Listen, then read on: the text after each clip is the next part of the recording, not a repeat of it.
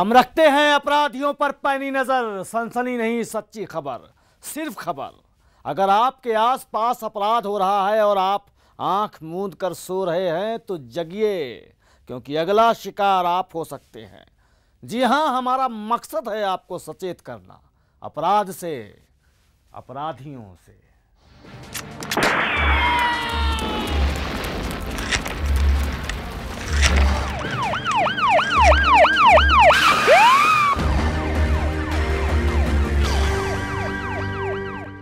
नमस्कार दोस्तों, मैं हूं केपी मौर्य और आप देख रहे हैं डायल 100।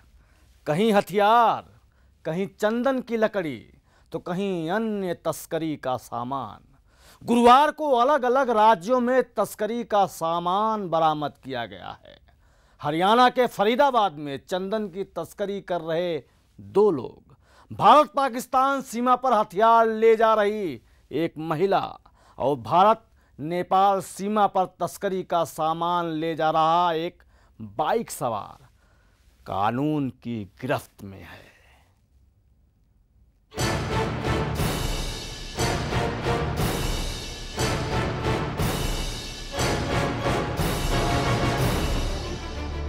गुरुवार की ये तीन तस्वीरें आपके सामने हैं। पहली तस्वीर भारत नेपाल सीमा की है, दूसरी भारत पाकिस्तान सीमा की है और तीसरी हरियाणा के फरीदाबाद की है। उत्तराखंड के चंपावत जिले के बनबसा क्षेत्र में भारत नेपाल सीमा पर एसएसबी ने एक बाइक सवार से करीब 4 लाख रुपए का सामान बरामद किया है।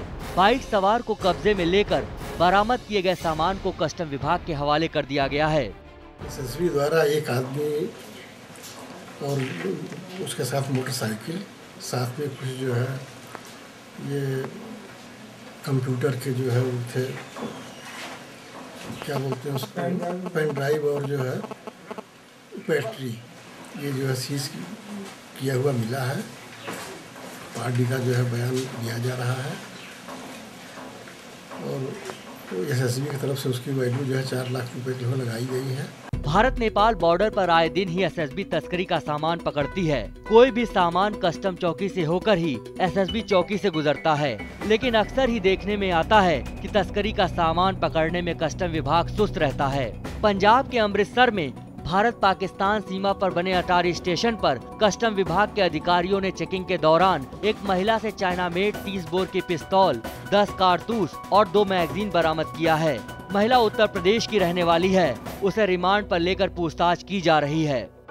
जब उसको देखा गया गवाहों के सामने तो उसमें हमें पिस्टल पाई गई। वो पिस्टल जो है 30 बोर की पिस्टल है और चाइना मेड इन चाइना की है। उसके साथ 10 राउंड हैं, 2 मैगजीन हैं, उसको रिकवर किया और उसको हमने सीज किया। हरियाणा के फरीदाबाद में एक ट्रक से करीब 3 करोड़ रुपए की चंदन की लकड़ी बरामद की गई है। इस मामले में पुलिस ने ट्रक के ड्राइवर और क्लीनर को गिरफ्तार भी किया है। ट्रक का नंबर तमिलनाडु का है और बताया जा रहा है कि चंदन की लकड़ियां मैंगलोर से दिल्ली भेजी जा रही थी। पुलिस को चकमा देने के लिए ट्रक के बाहरी हिस्से में नारियल की बोरियां रखी गयी थी।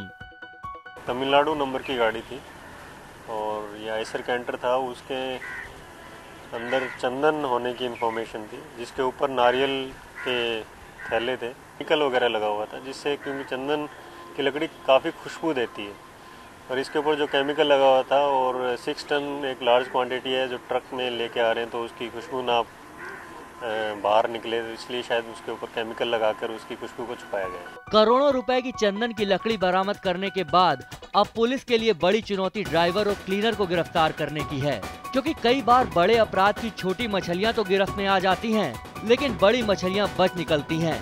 ऐसी ही बड़ी चुनौती भारत की सीमाओं से तस्करी का सामान लाने वालों के आकाओं को गिरफ्तार करने की भी है। उत्तराखंड के चंपावत से अशोक कुमार गुप्ता, पंजाब के अमृतसर से राजकुमार और हरियाणा के फरीदाबाद से मनोज कुमार की रिपोर्ट, जेएनएन न्यूज। छत्तीसगढ़ का अब तक का सबसे बड़ा चर्चित पीएमटी पर्ची लीक कराने का मास्टरमाइंड उत्तर प्रदेश के जौनपुर का बीएसपी नेता बेदीराम है। उसने अपने भाई दीनाराम के साथ मिलकर आगरा की महिम पैटर्न प्राइवेट लिमिटेड कंपनी से पेपर लीक करवाया था। जरा आप भी देखिए मास्टरमाइंड बेदीराम की करतूत की ये कहानी।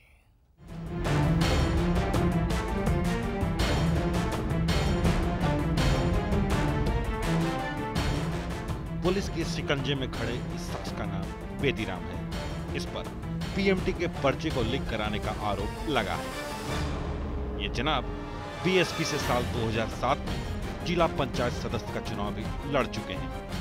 45 साल के बेदीराम जलालपुर थाने के कुटिया गांव के रहने वाले हैं। जून 2011 में हुई पीएमटी के पर्चे छापने वाली आगरा की कंपनी के एक कर्मचारी से सेटिंग करके इन्होंने पेपर निकलवाया और अपने 3 साथियों संतोष सिंह, रणधीर सिंह और अजीत सिंह के जरिए छत्तीसगढ़ में परीक्षा में बैठने वाले परीक्षार्थियों को बेच दिया। पर्चा लीक होने के बाद से ही उत्तर प्रदेश और छत्तीसगढ़ समेत 5 राज्यों की पुलिस इसकी तलाश रही थी। आखिरकार अब ये शिकंजे में आ ही गया। क्राइम ब्रांच की टीम के द्वारा आज पीएमटी मामले में एक महत्वपूर्ण सफलता प्राप्त की गई है, जिसमें प्रकरण के मास्टरमाइंड को जौनपुर के कुसिया गांव से गिरफ्तार किया गया है। इस मामले में मास्टरमाइंड बेदीराम को उप निरीक्षक कलीम खान के नेतृत्व में एक टीम जौनपुर भेजी गई थी और लगातार वहां 5 दिन कैंप करके इनके द्वारा मेहनत करके बेदीराम को उसके गाँव कुसिया से पकड़ा गया है। इसको अभी गिरफ्तार करके पुलिस रिमांड में लिया गया है। इस दौरान पूछताछ में जो भी तथ्य सामने आएंगे उसको पेश करने का समय खुलासा किया जाएगा। 3 दिन तक घर से बाहर गुप्त रूप से कैंप करने के बाद बेदीराम पकड़ा गया, जबकि दीनाराम फरार है। उसकी तलाश में टीमें दिल्ली और बिहार भेजी जा रही है। टीआई साहू ने बताया कि अब तक पीएमटी कांड में कुल 9 आरोपियों की गिरफ्तारी हो चुकी है, बाकी अभी भी फरार है। फरार आरोपियों में मास्टरमाइंड दीनाराम, दलाल संतोष सिंह, रणधीर सिंह और अजीत सिंह की गिरफ्तारी होनी अभी बाकी है। इसके अलावा उस कर्मचारी की भी तलाश की जा रही है जिसने आगरा की कंपनी से पेपर लीक करवाया था। बेदीराम पहले तो रेलवे का एक कर्मचारी था, उसके बाद से एक पेपर लीक के मामले में पकड़ा गया था, जो ग्रुप डी का रेलवे का मामला था। और उसके बाद से नौकरी से निकाले जाने के बाद ये इस तरह के मामलों में संलिप्त रहा है और बाद में धीरे धीरे राजनीतिक पार्टी से जुड़ गया था। पुलिस ने यह भी बताया कि आरोपी बेदीराम उत्तर प्रदेश के लखनऊ रेलवे मंडल में चीफ टिकट इंस्पेक्टर रह चुका है।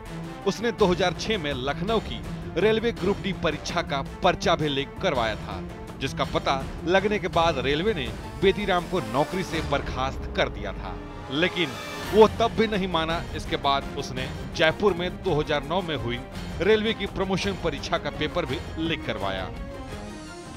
अभी तक की जानकारी में इसके खिलाफ 4 अलग अलग स्टेट के मामले लंबित हैं, जिसमें खासकर अभी जयपुर पुलिस में ये वांछित है। जयपुर पुलिस से भी संपर्क किया गया है, जो संभवतः कुछ दिनों में रायपुर आएगी। क्राइम ब्रांच की पुलिस ने बेदीराम को तो गिरफ्तार कर लिया है, लेकिन इससे जुड़े कई अपराधी ऐसे भी हैं जो अभी पुलिस की गिरफ्त से दूर हैं। उनका पकड़ा जाना अभी भी बाकी है। अब देखना यह है कि पुलिस कब और कितनी जल्दी बाकी बचे अपराधियों को पकड़ पाती है। Nitin Choubey, GNN news, Raipur.